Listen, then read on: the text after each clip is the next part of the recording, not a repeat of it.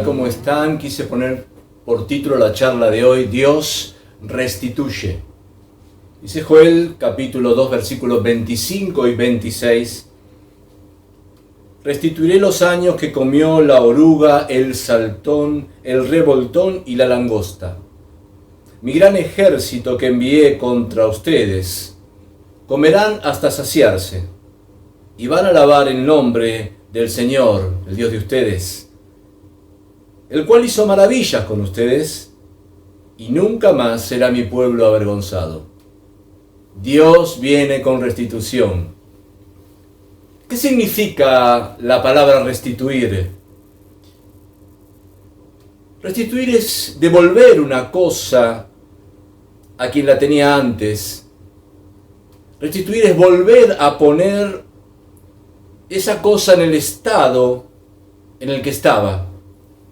Dios va a restituir, Dios va a recompensar, Dios va a resarcir. Es interesante notar que cuando el profeta Joel estaba hablando, se dirige a un pueblo que había sufrido muchas pérdidas. Ellos habían perdido ganado, habían perdido bienes materiales, habían perdido la cosecha como consecuencia de las guerras, de las peleas que tenían entre los pueblos. Pero además de esto, este insecto llamado langosta había consumido los campos, había consumido los recursos que tenía el pueblo, y cada vez el pueblo tenía menos cosas. Habían quedado prácticamente en la ruina. La oruga, el saltón, el revoltón y la langosta, todos estos nombres se refieren a un mismo insecto en sus diferentes estados de desarrollo. No son distintos insectos, es siempre el mismo insecto, pero desarrollándose en distintas etapas. Es un insecto voraz, es un insecto destructor, ataca como un ejército de caballería, que arrasa con todo a su paso, que no deja nada en pie. Es un insecto muy dañino. La oruga come los bordes de la hoja, que es la parte más blanda de una planta. El saltón se come la hoja completa. Al convertirse en revoltón, se come las ramas blandas. Y ya cuando la langosta está en su fase, digamos, adulta, devora hasta el tallo. Es decir, devora la planta completa, no queda nada. En el sentido espiritual, la langosta es como el pecado. Como el pecado en la vida del hombre, destruye por pasos, destruye por etapas. Decimos que un pequeño pecado no va a hacer nada, pero no es así. La Biblia dice que un poco de levadura leuda toda la base, un poco de pecado lleva a más pecado.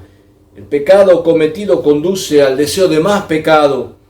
Es voraz como la langosta, que no para llegar a destruir toda la planta, y el pecado quiere destruirnos totalmente. Esta oruga puede empezar con algo aparentemente inocente, como una pequeña envidia, un pequeño celo, una pequeña mentirita, pero nos va a llevar a permitirnos cada vez cosas mayores que van a terminar destruyendo nuestra vida. La Biblia nos dice que el diablo vino para hurtar, matar y para destruir en Juan 10:10. Por lo tanto, el pecado viene del diablo, y el pecado nos quiere destruir, nos quiere matar, nos quiere condenar, acusar, condenar. El pecado ata, condena y esclaviza. Pero Jesús vino para deshacer las obras del diablo. Si confesamos nuestros pecados, Él es fiel y justo para perdonar nuestros pecados y limpiarnos de toda maldad. Es importante destacar algunos aspectos de este texto que acabo de mencionar de Joel capítulo 2. El primer aspecto es que Dios tiene un propósito en las pruebas. Dios quiere fortalecer nuestra fe. Cuando pone a prueba nuestra fe, quiere producir en nosotros resistencia, quiere producir en nosotros madurez. La prueba de fe produce paciencia, más literalmente sería la prueba de nuestra fe produce resistencia, así dice en Santiago capítulo 1. El segundo aspecto es que Dios utiliza las pruebas para glorificar su nombre. Dios quiere glorificar su nombre a través de las pruebas. Todas las circunstancias, todos los acontecimientos que ocurren en nuestra vida están al servicio de nuestro Dios. Dios no se olvidó de nosotros. A Dios nuestros problemas no se le escaparon de las manos. Cuando Jesús dormía sobre la barca y se desata la tormenta, Jesús no estaba desenfocado. Jesús no estaba distraído. Jesús estaba en el problema con los discípulos. Y los discípulos pensaron en algún momento que el Señor los había dejado, pero el Señor no los dejó en ningún momento. Él se despierta, reprende el viento, reprende a las olas y se hace bonanza. Dios está en control en medio de las situaciones. Las pruebas en nuestra vida no pasan desapercibidas. Él es soberano. Los discípulos pensaron que a Él no le importaba lo que estaba sucediendo, pero a Dios le importa lo que te está pasando. Dios no está mirando para un costado. Dios te ama. Dios está atento a lo que pasa y está ahí, a tu lado, para glorificar su nombre. El tercer aspecto es que las pruebas son temporales. En 1 Pedro 1:6 dice: esto les causa gran regocijo, aun cuando les sea necesario soportar, atención, por un poco de tiempo, diversas pruebas y aflicciones. Las pruebas, los problemas, las circunstancias adversas, las calamidades, vienen por un poco de tiempo. Son temporales, no es para toda la vida. Tienen un principio y tienen un final. Tené ánimo. ¿Vos te acordás lo que le pasó a Job? Qué tremendo el libro de Job. Pero cuando uno va al final del libro, en el capítulo 42, el versículo 10 dice algo precioso. Y quitó el Señor la aflicción de Job cuando él hubo orado por sus amigos. Atención. Y aumentó al doble todas las cosas que habían sido de Job. Cuando José terminó la prueba, luego de años de prisión y de esclavitud, fue primer ministro de Egipto. Dios lo puso como administrador. Pero él tuvo que atravesar la prueba. Pero fue temporal. Dios después lo levantó. Aún más, cuando Cristo es probado y tentado en el desierto, fue por un tiempo. Él enfrenta a Satanás. 3 veces le dice: escrito está, escrito está, escrito está. Y el diablo se va por un tiempo. Y luego vienen los ángeles y le sirven.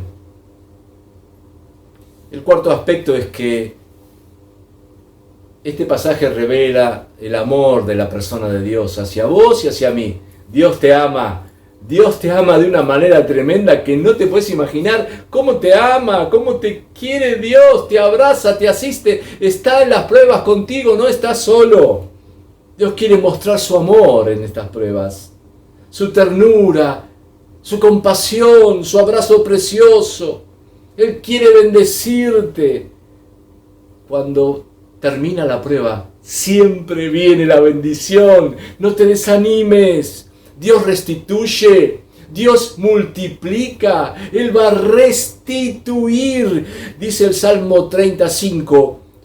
Porque un momento será su ira, pero su favor dura toda la vida. Por la noche durará el lloro, y a la mañana vendrá la alegría. Qué maravilloso que es Dios, qué amoroso, qué amoroso. Por la noche durará el lloro, a la mañana vendrá la alegría. Tengamos ánimo, ten ánimo, quiero animarte en este día. Si estás atravesando una prueba, no dejes que tu fe vacile, agárrate de Dios con todo, confía en Dios, que pronto viene sobre tu vida, profetizo, tiempo de restauración. Dios va a restituir. Dios viene después de la prueba con restitución. Te vas a sorprender. Dios te bendiga.